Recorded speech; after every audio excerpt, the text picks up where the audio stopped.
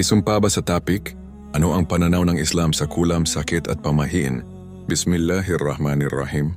Sa ngalan ng Allah Azza wa Jal, ang pinakamahabagin, ang pinakamaawain. Assalamualaikum warahmatullahi wabarakatuh.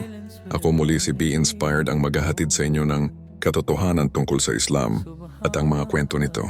Huwag kakalimutan mag-follow, like and share to get latest Islamic teachings and lectures. May isang tanong mula sa ating kaibigang non-Muslim. May napanood daw siyang isang contestant at TV host na nagtapikan at ayon sa paniniwala ng iba, kapag may taong hindi mo kilala na tumapik sa iyo, kailangan mo rin siyang tapikin pabalik upang ibalik ang sumpa, kulam o sakit na ibibigay niya sa iyo. Ang tanong niya, ano ang pananaw ng Islam tungkol dito? Totoo ba ito? Dapat ba itong paniwalaan? Mga kapatid, pag-uusapan natin ito ng malinaw. May batayan at may katotohanan. Unang bahagi ang konsepto ng pamahiin.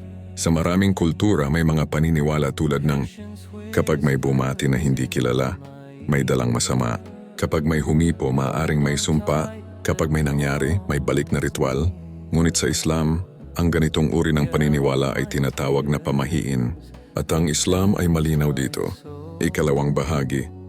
Lahat ay nasa kapahintulutan ng Allah Azza wa Jal. Surah At-Tagabun, chapter 64, verse 11. Maasaba min musibatin illa biidhnillah. Walang anumang sakuna ang nangyayari maliban sa kapahintulutan ng Allah. No disaster strikes except by permission of Allah. Paliwanag.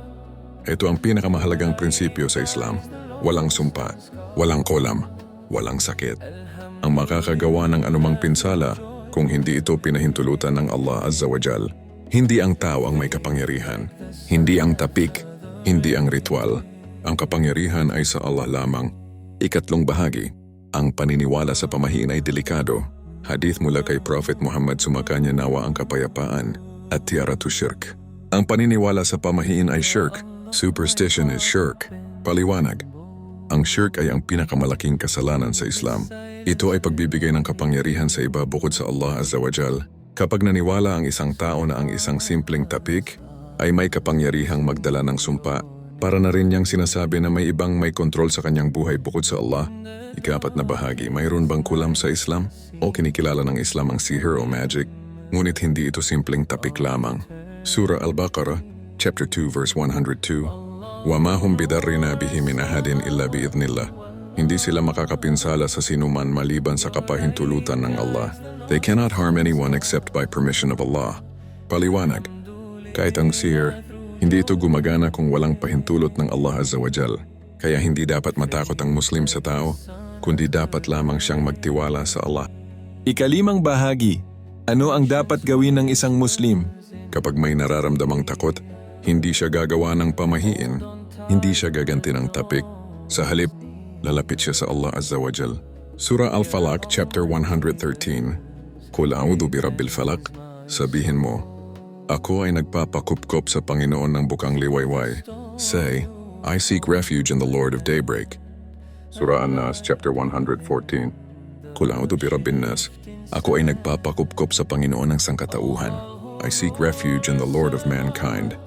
Paliwanag. Ito ang tunay na proteksyon, hindi ritual, hindi pamahiin, kundi paglapit sa Allah Azza wa Jal. Ika-6 na bahagi, isang malalim na pagninilay. Mga kapatid, isipin ninyo ito. Kung ang isang tapik ay may kapangyarihan, bakit pa natin kailangan ng Diyos? Kung ang isang tao ay kayang magbigay ng sumpa sa simpleng paghawak, nasaan ang kapangyarihan ng Allah? Ang Islam ay nagtuturo ng kalinawan. Hindi ito relihiyon ng takot sa pamahiin. Ito ay relihiyon ng pagtitiwala sa isang Diyos. Ika-7 bahagi, mensahe sa mga non-Muslim. Sa ating mga kaibigang non-Muslim, naiintindihan namin na maraming kultura ang may ganitong paniniwala. Ngunit inaanyayahan namin kayo na pag-isipan ito. Ang Diyos ba ay makapangyarihan o ang pamahiin? Kung ang Diyos ang tunay na makapangyarihan, bakit tayo matatakot sa tao? Motivational message by Be Inspired. Sa ating mga kapatid na Muslim, palakasin natin ang ating tawakul o pagtitiwala sa Allah Azza wa Jal. Huwag tayong matakot sa pamahiin. Huwag tayong maniwala sa mga walang batayan. Sa ating mga kaibigang non-Muslim, ang Islam ay nagbibigay ng kapayapaan sa puso dahil tinuturuan tayo nito na ang ating buhay ay nasa kamay ng iisang Diyos, hindi sa tao, hindi sa sumpa at hindi sa takot. Ako muli si Legendary B. Inspired ang maghahatid sa inyo ng katotohanan tungkol sa Islam at ang mga kwento nito. Huwag kakalimutan mag-follow, like and share to get latest Islamic teachings and lectures. Kung may natutunan ka sa video na ito, ibahagi mo ito.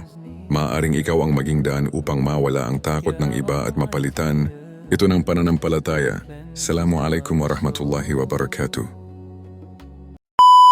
Sabi sa akin, sa sa'yo. Naman po, kung totoo siya sa'yo. Oo, para sa'yo pa may gusto si Rachel eh. Nagkaroon ko sinabi para sa inyo, para sa akin puno. Oo. Ayoko na lumaban dito kasi tatlong Hail Mary kalagsakan. Thank you, May. Maraming salamat po. Thank you very much, Mi. Oo, masaya kami nandito kayong dalawa at pinagtitiwang natin ang pag-iibigay. Sana ay ang pag-ibig ninyo ay magpunga ng maraming bagay at dahilan pa lalo kayong mga maligaya sa isa't isa. Happy Valentine's Day! Si Melchor! I know the mother niggas love O, siya chicken. naman.